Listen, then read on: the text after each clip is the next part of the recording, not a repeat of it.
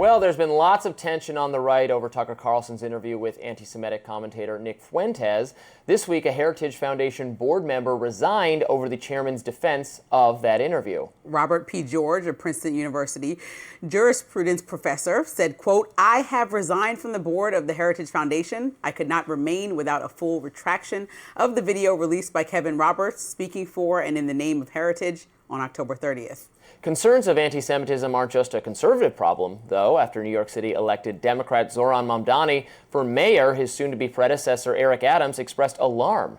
During a trip to Israel, Hisner said, "I think this is a period where they need to be very conscious that there's a level of global hostility toward the Jewish community. If I were a Jewish New Yorker, I'd be concerned about my children. There is something to be worried about." Those comments from Eric Adams. Another issue that's splitting the right is whether we should be letting in high-skilled immigrants on the H-1B visas. Here's President Trump sparring with Laura Ingraham last week. If you want to raise wages for American workers, you can't flood the country with tens of thousands or hundreds of thousands of foreign workers. You also do have to bring in talent. When we have plenty of talented people here. No, you don't. We don't have talented people here? No, you don't have certain talents, and people have to learn. You can't take people off an unemployment line and say, "I'm going to put you into a factory where we're going to make missiles." You might be asking why we're lumping these different topics together. Well, it is because our next guest has some hot takes on them. She really likes talking about them. Joining us now to discuss is News Nation host Batya Ungar-Sargon. Batya, my dear friend, we keep zigging and zagging. We'll be involved in projects together, then we go our separate ways, and we come back together. I'm so pleased to welcome you back to Rising, and so excited about the new show you have on News Nation. It's been great so far. Nice to see you. Thank you so much for having me. It is such a joy to be back on Rising with both of you. I'm so glad to be here and very excited for the conversation. Yes. So people who have followed both of us and have seen the discussions we've had on so many different platforms, we can't even keep them straight at this point, know that you and I disagree on a lot of economic policy, and I think we disagree to some extent on foreign policy and probably even policy with respect to Israel. Something we don't disagree on is that Hitler is bad and that Nazis are bad, and that it's kind of weird that this is coming back into fashion to some degree among young politically interested people on both sides of the political spectrum. But I, too, don't think canceling and not platforming these very bad ideas is the right way to go about it. Have you arrived on what is a good strategy to argue against this kind of surging anti-Semitism at the political extremes? It's a great question. I'm a bit of a skeptic that it's actually infecting the right in a really big way. I do think this is more of a it's not a right versus right split. It's more of a content creators versus conservatives split. We're in the content creation business, especially if you're a content creator on a platform like YouTube. You know that your goal is feed my audience exactly what they want to hear. And I think that's what's led to a lot of these people who make content for a living embracing figures like Nick Fuentes.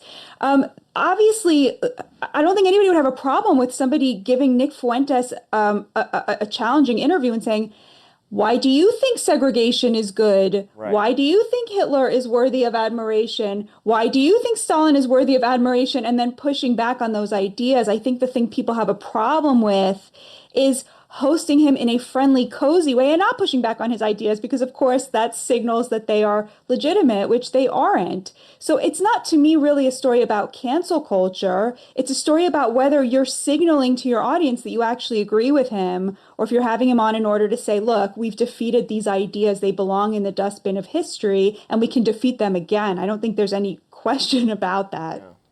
And you and I know that, we did years ago on this program, it was you and I interviewed Dr. Fauci, and I think we asked him some of the toughest questions he had ever faced up until that point. But of course, there are some people who thought it wasn't harsh enough because we didn't scream about how much we hate him the whole time. And there were some people who watched it who thought it was way too impolite and we should have just deferred to him all the time. So it can be hard to make people happy. One of the things I like about kind of the independent content creator mode, which you and I do both. We do independent content creation, but we also work for The Hill and News Nation, which are large media organizations. I think the ability to reach new audiences and different audiences and ideologically diverse audiences is so exciting about this new mold. But then you do have to watch out for audience capture in a way that traditional media, they have other pressures. They have advertisers as pressures. They have bosses. They have those things. You don't face those pressures as an independent creator, but you can face pressure to tell the people listening exactly what they want to hear all the time. Exactly. And I think we saw a really interesting example of exactly what you're saying last week when Tucker Carlson had Anna Kasparian on from the Young Turks. And she said, you know, I never used to listen to Candace Owens, but now I watch her all the time. And I thought to myself, exactly. You know, people on the right who are politicians, you know, who are trying to cobble together a coalition, they look at a video by Candace Owens or Nick Fuentes and it has 5 million views and they think, that's 5 million young men who are part of our coalition. We have to keep them in, so we must not say bad things about these people. When the truth is, guys, the internet exists around the world, and leftists are now watching this far-right content because it's anti-Semitic or anti-Israel. And so there's this horseshoe effect happening. And I think that was the problem with what Kevin Roberts really said. It was like just the sheer stupidity of like having absolutely no understanding of who the MAGA coalition is, who the future is, what the role of Groyperism is. Like, I really think we're in a moral panic here to where people are acting like, you know, the whole right wing under 30 set are you know, all of these young men are Groypers effectively. And I think, you know, Emily Jashinsky did some great reporting on this. It's my experience as well. This is just not the case at all. You know, even people who listen to Nick Fuentes, I mean, we all have our guilty pleasures that we listen to that are, you know, not as politically correct as we are. That, you know, we're like that, but that's not my views. You know what I mean? There's a lot of people I find interesting whose views I condemn, but I want to know, what do they think? I might listen to them. That doesn't mean that I subscribe to their worldview. I think there's a lot of that going on. So I think we all need to relax a little bit. Right. Now, Batya, I think that you have a fascinating career. You've been reflective of the shift that we've even seen with the election and seeing how President Donald Trump was reelected for a second time because of the rising tide of people going from one portion of even the Democratic Party to a MAGA leftist, as you self-described yourself on Bill Maher. Now, I just am trying to understand, I think when we look at the Nick Fuentes incident and we talk about the moral through line of a party that you would support, isn't there an onus on people that are in leadership like Tucker Carlson or your friend Megyn Kelly to say, this is just straight up wrong, we disassociate, so that the people following that within the MAGA base are also disassociating from that? Because otherwise then a MAGA party can get easily called blanket statements like racist, and then the party is upset about that. 100%. I think it's embarrassing that Vice President J.D. Vance has not condemned Nick Fuentes in the I mean, he did in 2024, but not since all this happened. The disgusting things Fuentes has said about the vice president's own wife. I mean, just as a man, like, come on, like, stand up for your woman, right? So I think it's very important to condemn it and say this is not what we stand for as a MAGA movement. And I feel a little bit like that book, The Lorax, you know, where he's like, I speak for the trees. Like, I speak for the swing voters who love the Donald Trump agenda. Okay. Like, we don't vote for this stuff. You cannot win by catering to the Groyper element. You're going to lose all of these people like me who were really attracted to the agenda and the fact that it was a multiracial working class coalition. You know, I have Jewish friends, Black friends reaching out to me and saying, you said it was safe to vote for these people and now they can't condemn Nick Fuentes. So, yeah, I think it's like just freaking like, what is even the question here when you're even asking yourself that? If you're scared to utter his name in a negative way, you've lost the plot. I speak for the Onceler of the show, of the Lorax book, who is, you know, taking down the trees to put up his beautiful factories, which might need to be staffed with Seussian characters from other Seuss kingdoms that are there on visas. I don't know, Batya. That might, you know, we don't have the talent to turn the tree into, what is it, a thneed? I really like this book. I must say, you're deep in the weeds now. Well. I'm into the Seuss lore.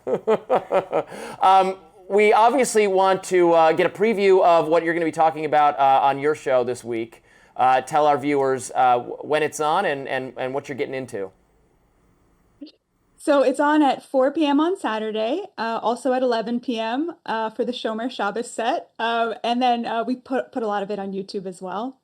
I'm going to be doing my editorial, which every week is about what we learned about America this week. About this, everything we've been talking about, the gap between the MAGA voter base and then the online commentariat.